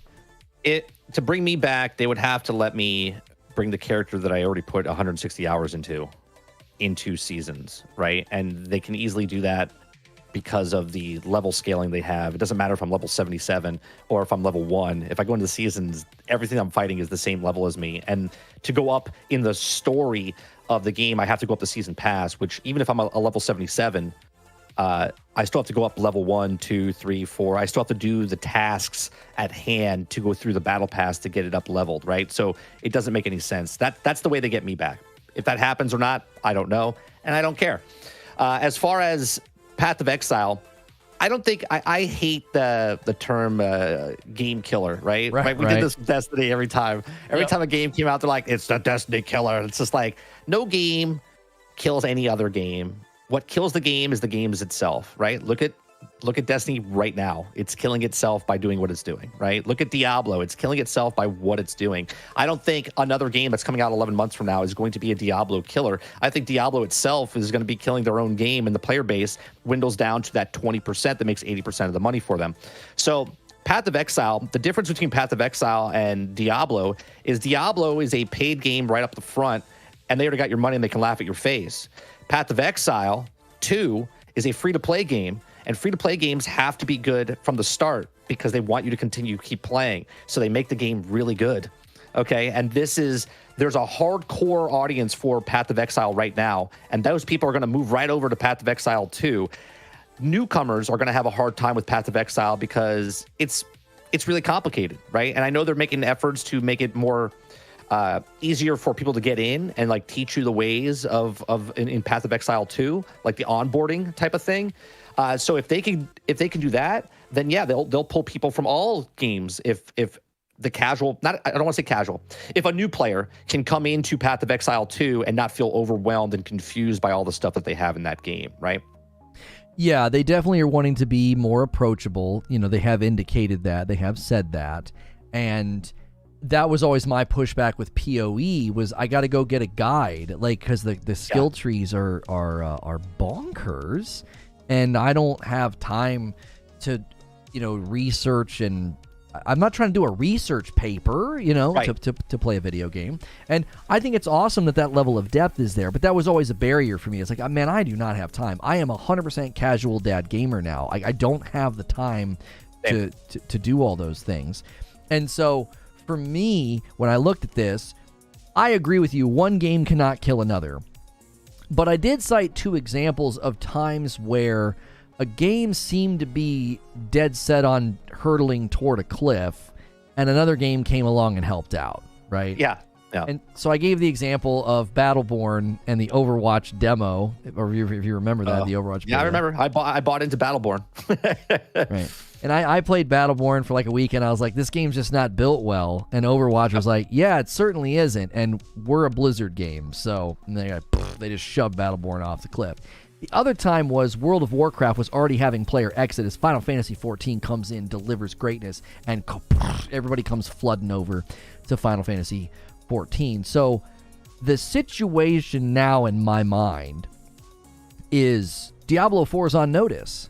It's like, you're on notice because these guys are delivering excellence. They're bringing the ARPG genre forward. You're not. You just did more of the same. You didn't really elevate any systems. You played it safe, and there's so much about your game that needs to be fixed. This game needs almost an overhaul at every level, in my opinion. I think skill trees leveling, damage resistance scaling does not need to be in the campaign or world tier 1. It makes no sense. It belongs in the end game. You need to consider your Eternal Realm characters and what they're going to do seasonally, because there are people that don't want to play the game, you know, seasonally. With starting over a new character every time. You have this whole open world, but yet we're all in nightmare dungeons, not in the open world. Right. Yeah. So they're on notice because in my mind, if the game state doesn't change much, because okay, they push out this patch and it's got a bunch of buffs and stuff in it. I'm like, okay, I don't care about that. Like, okay, cool. You're fixing dumb mistakes that you made with character nerfs. So the content loop, the game, the vibe, the grind, it's all still the same. So for me, they need their Loot 2.0 moment that they had with Diablo 3. You're going to have to buckle down and in a year or two deliver the Haymaker update, because if not, Path of Exile 2 is where I'm going, and it's where a lot of other people are going to go. And if they can successfully launch Path of Exile 2, multi-platform like console, PC, to me, I'm like, Diablo 4 is on notice. You got to ship up, because I don't think people are going to mess around with this long term if it doesn't dramatically improve. And I think that's the danger, is they're building on shaky foundation, because I just don't think the game was ready. Yeah, but see, they win though, right? They've won because it's the fastest selling Diablo game ever.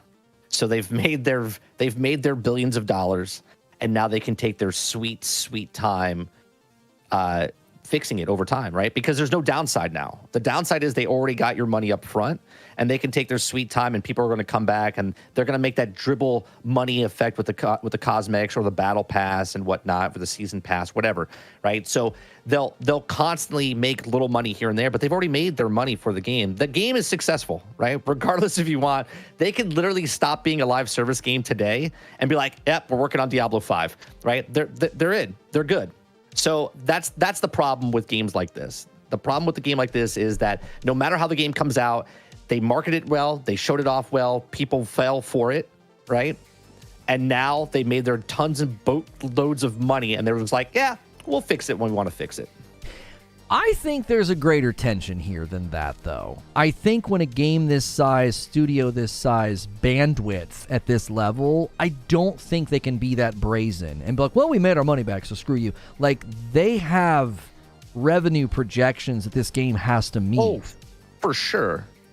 Or they'll cut teams. I mean, they'll lay people off. Blizzard won't care. They'll shred, every department if they feel like they need to, because That's the real dilemma is, and I kept telling people that. I was like, if you don't have conversion of that battle pass because all these players are like, I don't want to start over, they're going to have to respond to that. Well, they got a bigger whale to fry. I'm not even going to say they got bigger fish to fry. They got a bigger whale to fry. Like, you hurt the core audience's opinion of this game. It's not even about the newcomers, the casuals, the mid-lane players like me that are like, I could take or leave this game. Like, you hurt that core. And when you hurt the core, it's like the core of a planet, man. You'll blow the thing up if those people don't come back. Yeah, but they've done this before, right? Diablo 3 was in problem, and they fixed it, and people came back, right? Yeah. Like, do you see what I'm saying? I'll push back.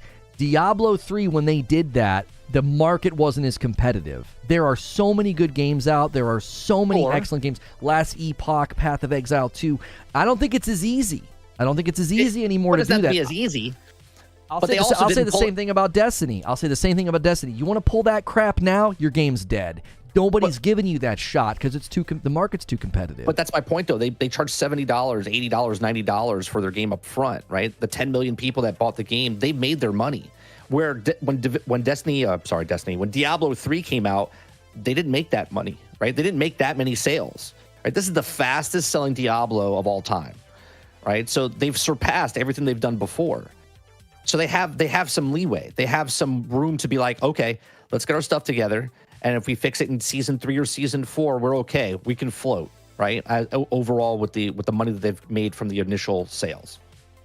Yeah, I mean, I'll say maybe. I think they can turn it around. I think it's precarious. I think it's more challenging this time than last time because the market's competitive for attention right now. Like what Wheezy's saying, World of Warcraft is still struggling, even with apparently Dragonflight being apparently a decent DLC. Once Exodus happens and people start playing something else, it's all the more difficult to get them to come back. Oh, I know. I talk about it all the time. First impressions are everything, right? If your first impressions is that this game sucks, majority of the people are like, yeah, I'm not going to go back to that game. They might, when they're bored and there's nothing else going on, they have a lull in games, whatever their backlog is, they're like, maybe I'll go back and see what this game is. But that's very rare because you might come back and go, it's a little overwhelming. I don't know what it is. And that's it. It's just done. If they hook you, like I went from playing nonstop 160 plus hours in the first 2 weeks to dead. Cold turkey. Like I just stopped playing the game completely because I didn't agree with what they were doing. I'm like, I'm good. If this is the way it is and it's going to take you two seasons to fix this stuff, I'll see you in 2024. Yeah, and that is, I think, the real telltale sign of problem is when it's so easily put down.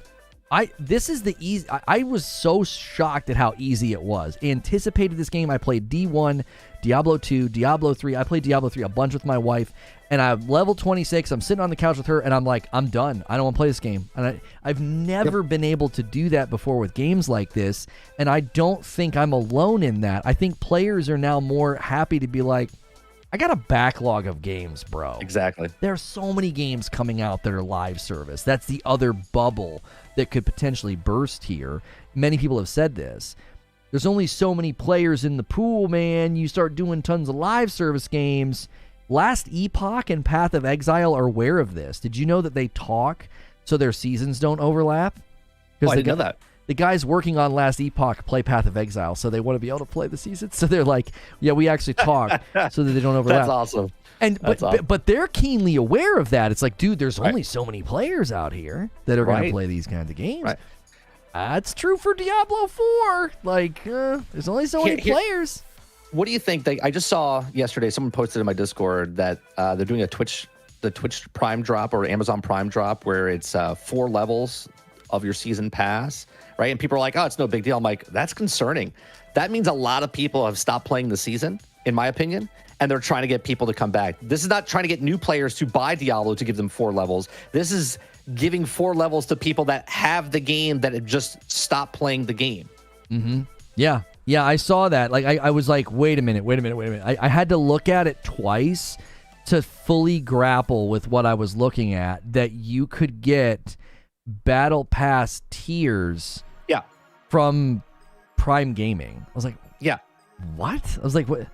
That's the weirdest thing, because if you don't have the Battle Pass, That tier doesn't do anything for you. Which means they're focusing on the people that had the game and just stopped playing the game. And they're like, hey, we'll give you four levels of the battle pass. I was like, ooh. I was like, that's a little early to do this, especially since the game just came out and the season's 2 weeks in.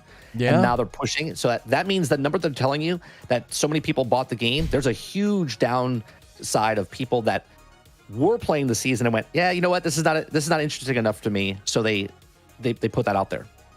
Well, apparently 11th Hour Games, the guys behind Last Epoch, they're going to be at Gamescom. They're going to have a booth. So Wheezy's saying, very interested to see what Last Epoch has to show. Wheezy's frustrations, I want to echo them because I think a lot of people echo them, is the frustrations with Diablo 4 was more than just boring or not ready or not balanced or whatever.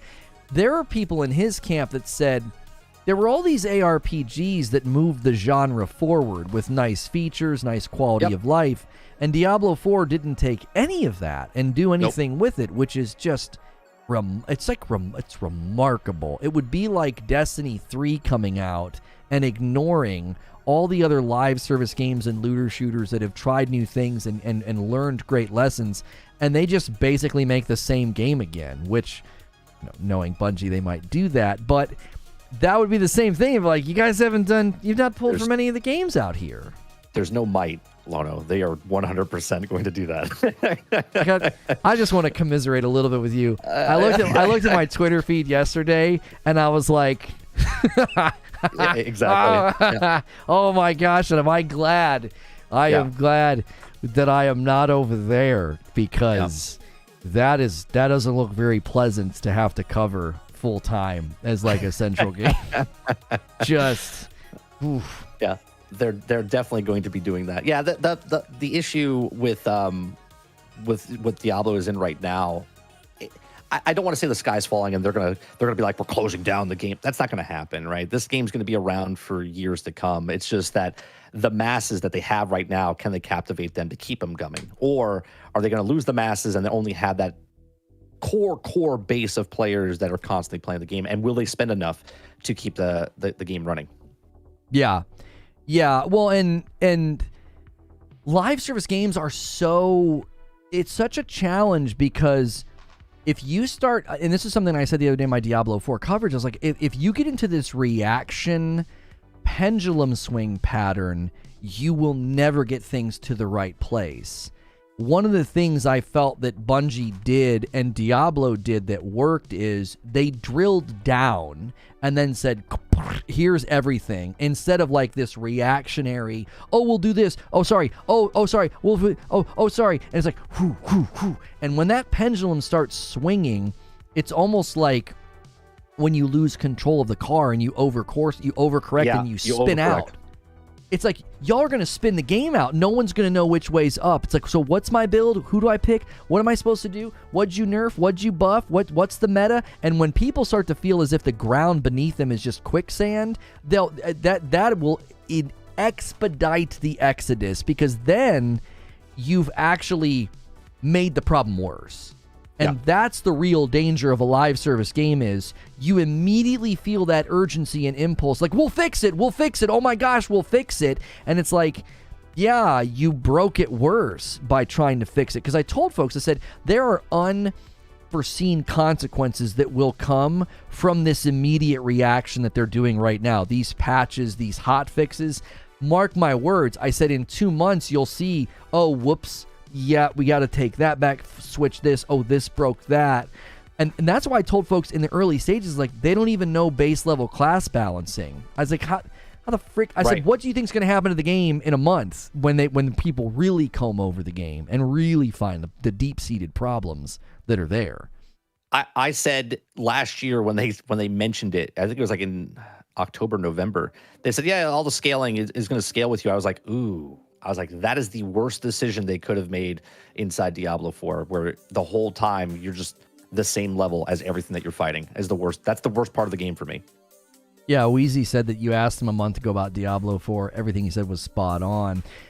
I hated to be so negative when the game first came out. I was very critical. I said there was so many of these design decisions are so backwards. I took such an issue with the damage resistant scaling. It's like, why are you making the enemies resist me more as I level up in world tier 1? Like, what? Like, that's a min-maxing mechanic for the end game. That doesn't make any sense in your base level game. It just, I had a video saying it's split identity. I had a video saying it's an MMO in disguise. I had a video saying season 1 will send a bunch of players out of the game. And it's just one of those times. It was like, I really was hoping one day I'd wake up and be like, man, I was really wrong about that. They nailed this game because it's a game I wanted to play. I didn't like checking off all these boxes on my bingo card. I was like, oh. Yeah. It's unfortunate. I did that with Battlefield 2042.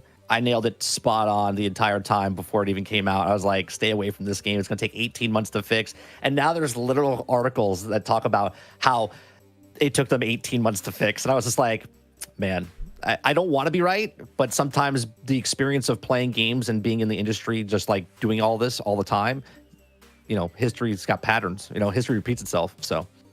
Yeah, and I think that's always a struggle as a YouTuber, is I know negative clicks I know negativity drives engagement more, and being critical drives engagement more, but I loved booting up this morning and saying, Baldur's Gate 3 is crushing it. 96% on Steam. This game's delivering excellence. And that's just refreshing. And that's a game that doesn't even really appeal to me. I'm not a D&D guy. I'm not a turn-based guy.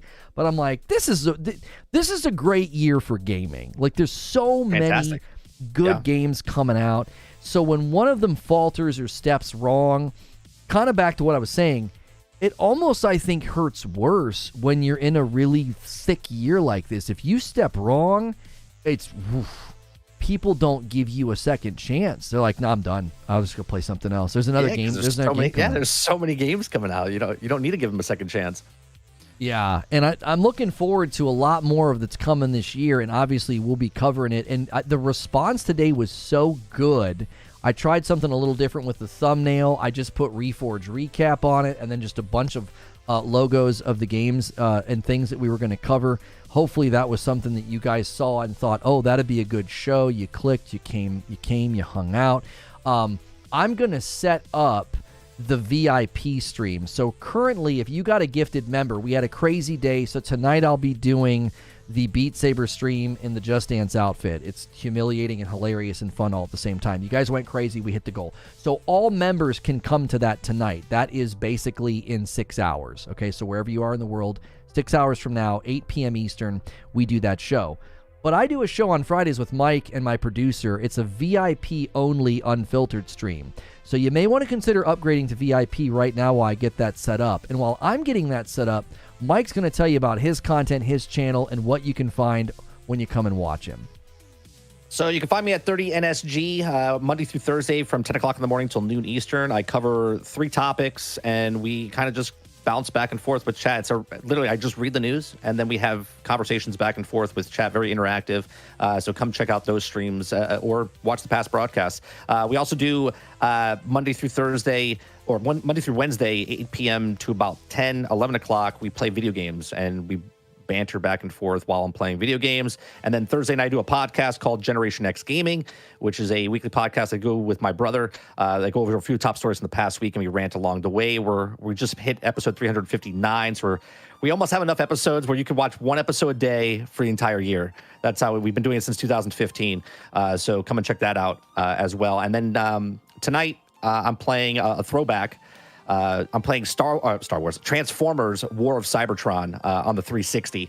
I'm jumping back into that because I'm excited for Transformers Reactivate, and there's some buzz about it happening at Gamescom. So we're going to play through the Transformers games leading up to the Gamescom.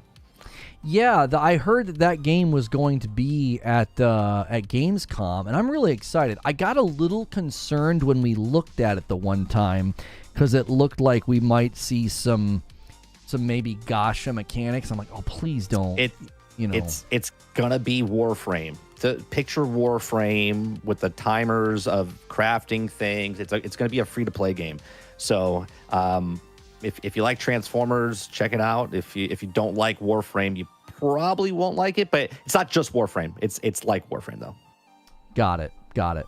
Well, those of you that have been gifted a membership, I hope I see you tonight. Friday night streams are a really good time. We spend the first hour or so talking, hanging out with my wife, with Madam, and then I'll have a funny outfit on and I'll play some Beat Saber. You still have time this month to even not just hit 3,500, but 4,000, and then I have to dress up as Jar Jar Binks. And Mike really wants to see that. So does my wife. Everybody wants to see that because I hate Jar Jar. But the thing we're about to do is for VIPs only. Now, if you bump up to Member Plus, we are going to let you once a month come to a VIP stream if you're at Member Plus. And we're just trying to incentivize those people that get that gifted member. Pick up your own membership. Make more room in the pool for people to get the gifted membership. If you can afford a $6 a month membership, it's a cup of coffee. If you cannot afford a membership, keep coming, keep watching, keep hitting like. You'll get those gifteds pretty regularly. And do me a favor, get us 300 likes on this video before we end it. We're coming to a close here on the show, and this is a great turnout. And I can't grab the browser. I don't know what's going on with my mouse. Yeah, we need 23 more likes, so make sure and smash that as we get out of here. I'll spam a link in chat as well if you want to come with us, and my producer will be joining us. This is Unfiltered. It's about the week, it's about the industry, it's about everything that's going on. So, and I hope to see you guys tonight for the stream with my wife. That's for all members, so get in the members-only Discord so you don't miss that stuff. Thanks so much for being a VIP. It's time for the weekly Unfiltered stream where we just talk about all the nonsense that's been going on, frustrations as a content creator. Creature makes fun of me and talks about how I'm all sorts of things. It's very fun. He also calls the audience a-holes, and he means it. It's not a loving. Free of charge. It's free of charge. So if you are a VIP, thanks so much for upgrading. If you're watching the tail end of the podcast that Mike and I just did called the Reforge Recap, that was really fun and really enjoyable. I kind of just threw together a thumbnail this morning. I'm sure Creature probably hated it, but I thought it looked nice. So I'm going to end that stream and bring everybody over who's a VIP.